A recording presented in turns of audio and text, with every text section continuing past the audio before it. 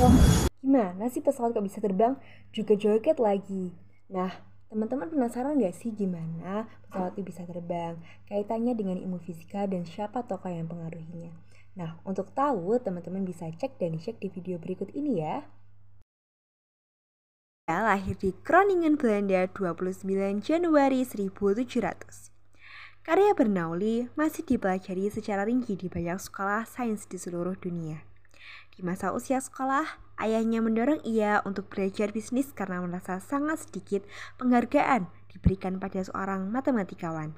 Namun, Bernoulli menolak karena ia sangat berhasrat belajar matematika. Belakangan, ia menuruti keinginan ayahnya untuk belajar bisnis dan kedokteran, asalkan ayahnya yang ahli matematika mengajarinya matematika secara private. Tahun 1724, ia diangkat sebagai profesor matematika di St. Petersburg. Oleh karena sakit, ia kembali ke University of Basel, tempat ia berturut-turut memegang jabatan ketua dalam bidang kedokteran, metafisika, dan filsafat alamiah, natural philosophy, sampai wafatnya, tahun 1724. 2 tahun kemudian, ia menjelaskan untuk pertama kali kemampuannya menguraikan sebuah gerak gabungan menjadi gerak translasi dan gerak rotasi. Karya utamanya adalah hidrodinamik atau hidrodinamika, diterbitkan tahun 1738. Bernoulli juga menulis banyak makalah tentang berbagai penyelesaian mekanika, khususnya seputar getaran kawat. Dalam bidang fisika, Bernoulli adalah penulis awal yang berusaha merumuskan teori kinetik gas dan ia menggunakan idenya untuk menjelaskan hukum Boyle. Ayahnya yang seorang matematikawan pesimis terhadap karir dalam bidang matematika dan mengajukan Bernoulli berkarir dalam bidang bisnis dan kedokteran. Akan tetapi, hasrat dan kesenangan Bernoulli terhadap matematika menjadikan Bernoulli terus menekuni matematika. Ia berhasil menemukan prinsip Bernoulli yang menjawab pertanyaan kuantitatif bagaimana pesawat bisa terbang ke atas.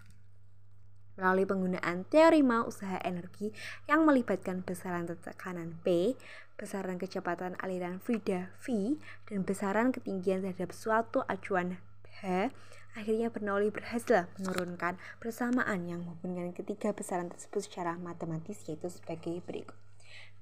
Pi plus 1/2 PV kuadrat plus PGH sama dengan konstan.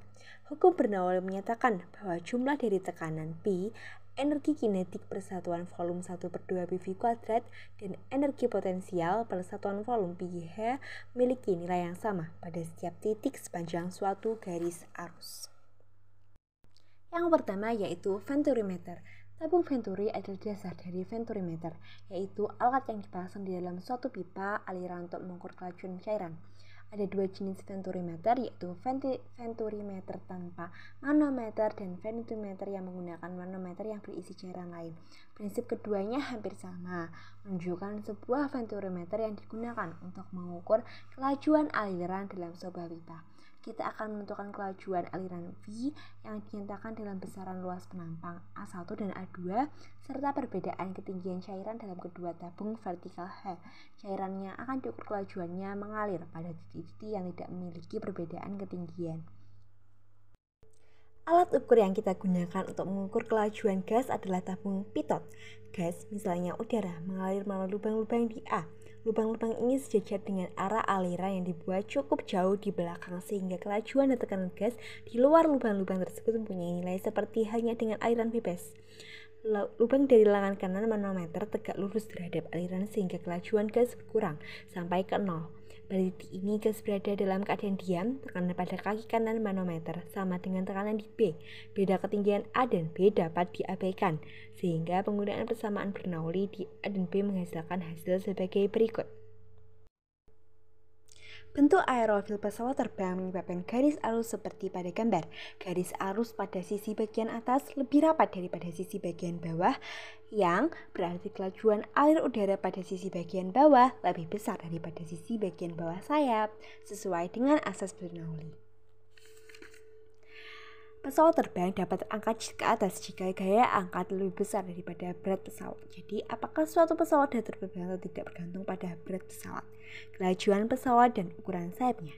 Semakin besar kecepatan pesawat, semakin besar kecepatan udara. Dan ini berarti V2 kuadrat min V1 kuadrat bertambah besar sehingga gaya angkat F1 min F2 semakin besar. Demikian juga semakin besar ukuran sayap, semakin besar gaya angkatnya.